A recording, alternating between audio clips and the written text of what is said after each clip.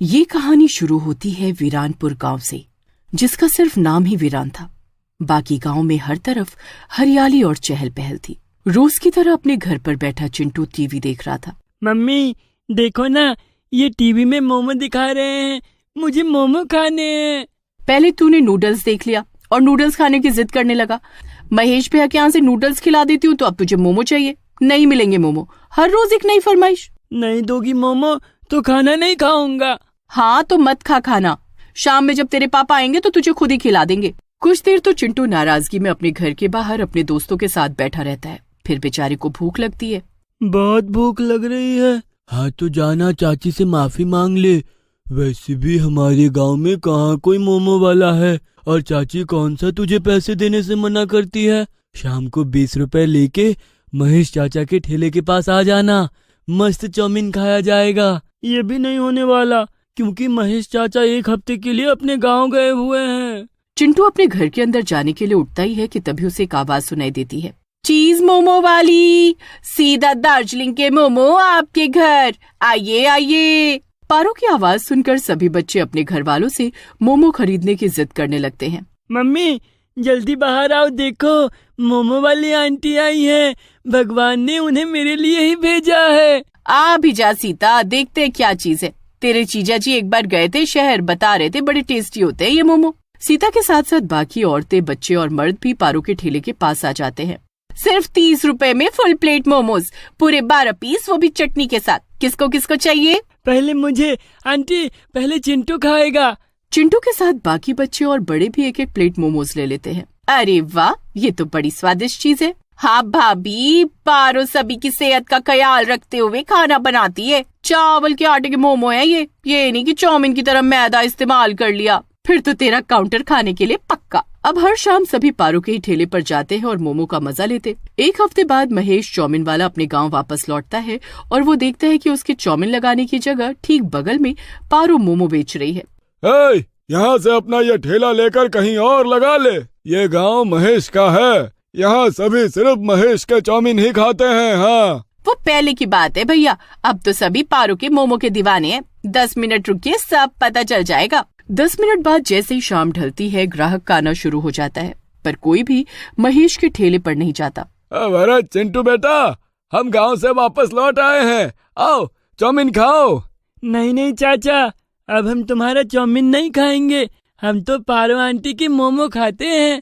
कुछ दिन इसी तरह चलता रहता है। फिर एक रात जब पारो अपना ठेला लेकर वापस अपने घर जा रही होती है, महेश उसका पीछा करने लगता है। तुम मेरा पीछा क्यों कर रहे हो महेश भैया? तू मेरी बहन नहीं है पारो, ना ही कभी बन पाएगी। मेरा चला हुआ अच्छा खासा बिजनेस चौपट किया है तूने, मैं तुझे जीने नहीं दूंगा। हाँ। और गुस्से में महेश पारो के सर पर डंडे से मार देता है और पारो वहीं मर जाती है। महेश पारो का ठेला लेकर अपने घर आ जाता है, पर उसे इस बात का जरा भी अंदाजा नहीं था कि पारो मरकर चुड़ैल बन गई है। मैं चुड़ैल कैसे बन गई? मेरा ठेला कहाँ गया? अभी तो मुझे मोमो की बहुत बड़ी दुकान भी खोलनी थी। ओह, मेरा सपना टूट गया। पूरी रात बेचारी पारो चुड़ैल वहीं बैठी रोती रहती है और अगली शाम महेश 2 ठेले लगाता है, एक पारो वाला और दूसरा खुद का, और दोनों में बेचता है चाउमीन। अब महेश के कंपटीशन में पूरे गांव में कोई था ही नहीं, तो ग्राहक कहीं और जाते भी तो कैसे? अरे महेश, ये पारो नहीं दिख रही, मुझे मोमो खाने थे। अरे अब वो कहाँ आएगी भाभी, उसे बड़ा काम मिल गया है ना, शहर चली गई है वो तो। आप मेरे चाउमीन खाइए।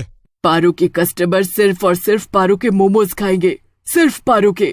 चाउमीन खाते खाते सुषमा अपने घर की ओर बढ़ ही रही होती है कि चुड़ैल उसके सामने आकर खड़ी हो जाती है। बचाओ मुझे, बचाओ। अब तो तुझे मेरी दुनिया में चलना होगा सुषमा, वहाँ मैं तुझे मोमो खिलाऊंगी। चीज मोमो वाली चुड़ैल पारो सुषमा के गले पर काट लेती है, जिससे सुषमा बेहोश हो जाती है। चुड़ैल सुषमा को अपने कंधे पर लाद कर जंगल की ओर ले जाती है। सुषमा के हाथ से चाउमीन की प्लेट वहीं जमीन पर गिर जाती है। कुछ देर बाद मोनू महेश के पास चाउमीन लेने पहुंचता। मोनू चाउमीन अपने घर लाकर टीवी देखता हुआ खा रहा होता है कि तभी उसे पंखे की तरफ से कुछ आवाजें सुनाई देती हैं। वो ऊपर देखता है तो क्या पाता है कि पंखे पर चुड़ैल पारो लटक रही है। तुम्हें तो मैं सिर्फ मोमो खिलाऊंगी मेरे प्यारे मोनू। नहीं, मुझे नहीं खाना है मोमो, नहीं। सुषमा की तरह मोनू को भी चुड़ैल अपना शिकार बनाकर अपने साथ ले जाती है और मोनू के पीछे रह जाता है तो चाउमीन का प्लेट। अगली सुबह सुषमा और मोनू के गायब होने की खबर पूरे गांव में फैल जाती है। मेरी बीवी गायब हो गई है रे, कोई उसको ला कर दो रे। क्या सुषमा भी नहीं मिल रही है? अभी मुझे रास्ते में मोनू की माँ मिली थी, वो भी कह रही थी कि कल शाम से मोनू भी गायब है। कि तभी चाउमीन का प्लेट लिए मोनू की माँ वहाँ पहुँचती है। मैं जब घर पहुंची तो वहाँ सिर्फ ये चाउमीन की प्लेट ही थी। मतलब कि आखिरी बार मेरा मोनू महेश तेरे पास जरूर आया होगा। बता तू, क्या बात हुई तेरी उससे? क्या वो घबराया हुआ था? कुछ कहा था क्या उसने? अब मुझसे तो कुछ नहीं कहा था दीदी, वो तो बड़ा खुश था। कि तभी भागता हुआ संतोष वहाँ आता है। रास्ते में भी चाउमीन का एक प्लेट गिरा हुआ है और वहीं मुझे सुषमा भाभी की चूड़ी मिली। इसका क्या मतलब है? कुछ समझ नहीं आ रहा। लोग गायब कहाँ हो रहे हैं? मम्मी, सभी लोग शाम के वक्त गायब हुए हैं। मुझे लगता है हमें शाम में निकलना छोड़ देना चाहिए। हो सकता है ये कोई गुंडा हो जो ये सब कर रहा हो। हाँ, बिल्कुल सही कह रहा है चिंटू, ऐसा ही हुआ होगा। और अगले दिन सभी गांव वाले मिलकर शाम में निकलना बंद करने की ठान लेते हैं। अगले दिन महेश सुबह सुबह 11 बजे चाउमीन का ठेला लेकर गांव में घूमना शुरू कर देता है। जरा रुको महेश, 1 मिनट चाउमीन दे दो मुझे, आज नाश्ता नहीं बनाया मैंने, यही खा लूंगी। महेश सीता को 1 प्लेट चाउमीन देकर आगे चला जाता है। सीता जैसे ही 1 चम्मच चाउमीन अपने मुंह के पास लाती है, चुड़ैल उसके सामने आ जाती है और उसे अपने साथ ले जाती है। अपने कमरे में बैठा चिंटू ये सब कुछ देख लेता है। मतलब ये चुड़ैल सभी चाउमीन खाने वालों को पकड़कर ले जा रही है, पर क्यों? मुझे मम्मी को बचाना होगा और बाकी सभी को भी। चिंटू बचपन से ही बड़ा होशियार था और वो बिना घबराए इस बारे में सभी गांव वालों को बताता है। सभी चुड़ैल को फंसाने के लिए एक प्लान बनाते हैं और चुड़ैल को अपनी तरफ बुलाने के लिए संतोष जानबूझकर महेश से चाउमीन लेकर खाना शुरू करता है। चाउमीन की स्मेल आते ही पारो वहाँ पहुँच जाती है। कब चाउमीन खाना छोड़ोगे रे तुम सब? इतनी जल्दी मेरे मोमो को भूल गए सभी। चुड़ैल पारो अपने साथ संतोष को भी ले जाती है। सभी गांव वाले चुड़ैल का पीछा करते हुए जंगल के बीचों बीच पहुंचते हैं। गांव से गायब हुए सभी लोग वहीं उन सलाखों में कैद थे, पर कोई दुखी नहीं दिख रहा था। सभी आराम से मोमो खा रहे थे। कौन हो तुम?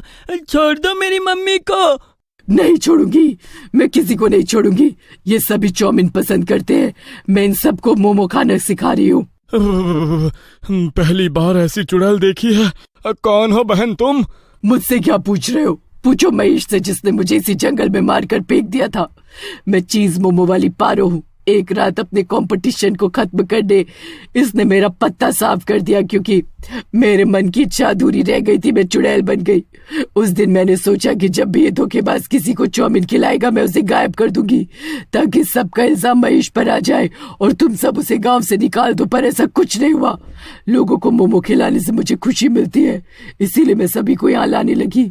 हर रात मैं यहाँ मोमो का ठेला लगाती हूँ और इन सबको मोमो खिलाती हूँ। ये बिल्कुल ठीक कह रही है गांव वालों, ये बुरी चुड़ैल नहीं है। अरे आप लोग क्या इस चुड़ैल की बातों को मान रहे हैं? अरे इसकी चोटी पकड़ कर काटिए और फेंक दीजिए इसे गांव से बाहर। ये सुनते ही पारो चुड़ैल गुस्से से आग बबूला हो जाती है और महेश की छाती पर कूद जाती है। डर से महेश सारी सच्चाई उगल देता है। छोड़ दो पारो उसे मत मारो, उसकी सजा उसे पुलिस वाले देंगे। तुम बुरी नहीं हो, हमें बताओ हम तुम्हें कैसे मुक्ति दिलाएं। गांव में जंगल के बीचों बीच मेरी लाश है, उसे जला दो, पर उसके पहले मैं तुम सभी को अपने बनाए मोमो खिलाना चाहती हूँ। और पहली बार एक चुड़ैल गांव में अपना ठेला लेकर यहाँ से वहाँ मोमो मोमो बोलती हुई घूमती है और सभी को मोमो खिलाती है। कुछ देर बाद वहाँ पुलिस आती है और महेश को अपने साथ ले जाती है। अब मुझे अच्छा लग रहा है, मेरी आत्मा मुक्त हो रही है, मैं चलती हूँ। Thank you Chintu.